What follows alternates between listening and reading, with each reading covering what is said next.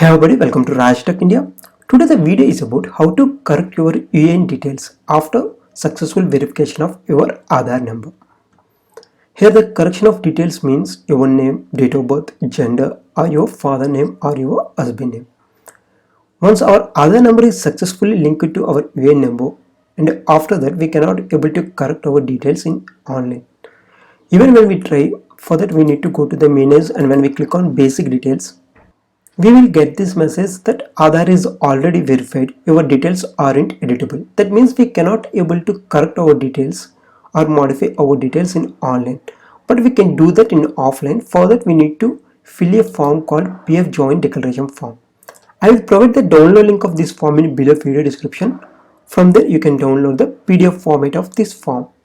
On this form, mention the date on which you are submitting this form, and just below the date write your UAN number.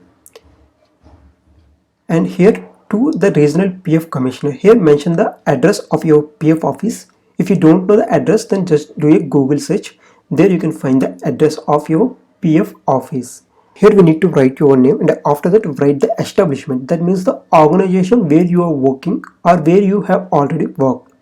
After mentioning those details, here in this table, if you want to correct your name, then write the correct name under correct column, and you need to write the wrong name also. You need to write the wrong name under wrong column.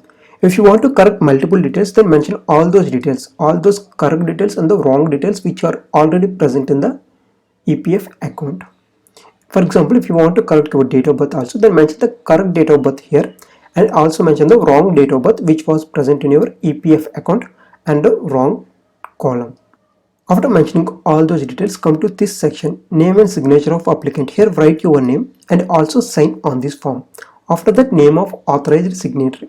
Here mention the name of the person who is responsible for PF in your establishment. That means the person who signs the PF withdrawal forms in your company. You can get those details by asking your HR department or finance department. After that, a signature with the establishment seal.